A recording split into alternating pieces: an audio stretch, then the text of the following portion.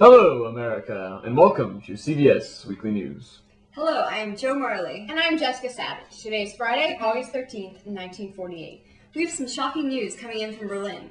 A plane crashed at Tempelhof Airport, blocking the runway.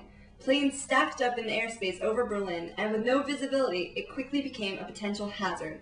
Lieutenant General Tunner, commander of the Berlin airlift efforts, was in one of the planes circling. He has vowed to streamline the operations to prevent something like this from occurring in the future. Yes, Joe. General Tunner recently replaced General Clay, who had overseen the operation since its start on June 26th, just 2 days after the Soviets began the Berlin blockade. The American effort to feed the 2.5 million Berliners is called Operation Vittles. It was decided that Berlin needed almost 4,000 tons of food and fuel. C-47s could not carry enough supplies to keep the cities from starving from food and fuel shortages.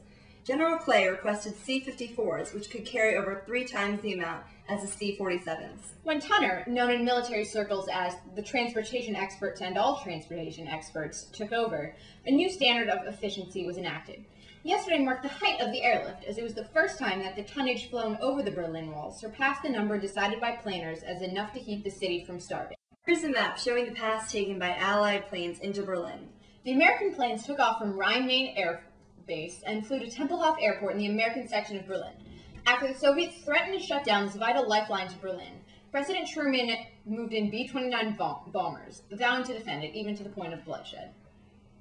After the planes drop the supplies off at the airports in Berlin, they fly back through the central corridor so that planes can continually enter and leave the city in an orderly fashion. And now we will take you to our on-the-spot reporter, James Potts. I'm here at Berlin's Tempelhof Airport. Planes are landing at 2-minute intervals, bringing large amounts of supplies to keep the city from starving to death. This is quite an operation, and there is great determination in the Truman administration, the pilots, and the soldiers working tirelessly around the clock to ensure Berlin's continued existence as a democratic city. Thanks, James. I hear you have a couple of first-hand accounts of the inner operations of the airlift. Yes, I do, Joe. Here with me is Captain John Robinson. He flies one of the C-54s into the city.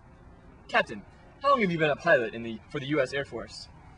I have been flying ever since the start of the war. I flew over the hump in a similar role, keeping the Chinese National Forces afloat in their desperate attempt to defend themselves from the onslaught of Japanese tyranny. I had the pleasure of serving under General Tunner. Interesting. I'm so glad to live in a city with such sexy and honorable men. Anyway, how does your current stationing as a pilot in the Berlin airlift compare to your experience flying over the hump in World War II? Well, at least I'm not getting shot at. Yet. But in all seriousness, this is almost more important because Western Europe cannot afford to lose the city of Berlin to the communists.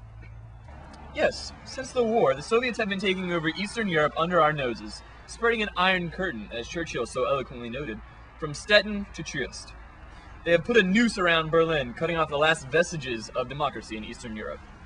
Yesterday was an important day for you, was it not?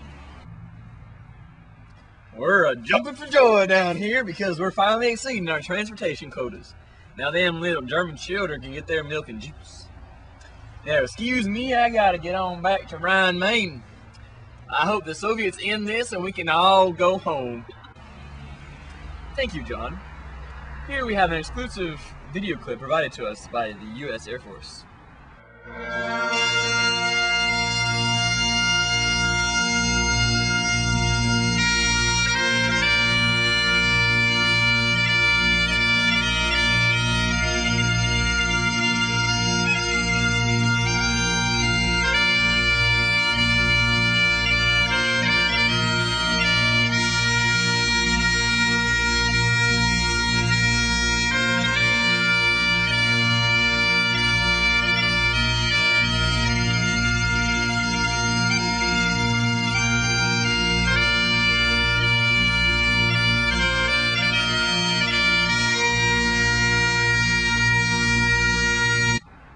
Back to you, Joe. The American military is not the only force keeping the Berliners fed. The British Commonwealth forces, and the French are also very vital to the efforts. Their route takes them from British-owned airport in Walls Road to Gotto in Berlin. Like the Americans entering the city from the south, they exit the city through the central outbound air zone. All too often, the efforts by our equally brave allies go unnoticed. We will go James, who is ready to interview a French officer who oversees the British planes in Gateau. Thanks, Jessica. I am here with Jean-Claude Bonaparte. Jean-Claude, tell me how you got to this point in your career. Oh, excuse me. I am being very rude. When the Germans came, I was able to get out at, what do you call it, Dunkirk. I fought for Charles de Gaulle ever since. I was so proud to re-enter Paris. Yes, that must have been quite emotional. How do you feel about helping the Germans, considering they destroyed much of your country and subjugated you to tyranny?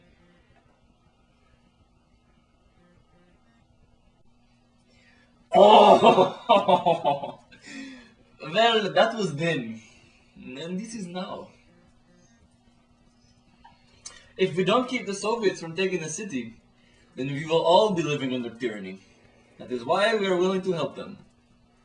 Besides, it was not the little women and the little children that bombed us, but the men. They already paid for their crimes. Well, I guess that is one way to look at it. Jean-Claude, thank you for your time. Back to you, Jessica. Thank you, James. We have with us now in the studio an expert on European affairs, Carly Walsh. Carly, what possible ramifications does this have on Europe and even the world? Well, as you can imagine, the airlift is very pricey. It's expected to cost over $200 million and will last until the point at which the Soviets concede, or a new president is elected because President Truman has too much to lose in letting the Soviets win this battle. His record in Europe is not stellar and his approval ratings are low. He can't afford to win this showdown with communism in an election year. What would happen if, for some reason, the Berlin airlift were to fail? Well, if that were to occur, the US will lose much of the world's favor. It is crucial that this plan succeeds because it will result in a great moral loss for the US, because the US committed itself to continuing to supply the city and keeping it from Soviet hands. If he went back on our promise and gave up protecting the city, our word would no longer bear as much moral integrity. On the other hand, the communists would add another victory to its world conquest. If Berlin falls, what does it say? The Western world will not fall with it. And life as we know it might be swept under the rug, gone with the wind. That's something to ponder. Thanks, Carly, for your analysis of the situation at hand. From all of us here at CBS, I'm Joe Marley. And I'm Jessica Savage. Join us next time for the latest news and information. Thanks for watching.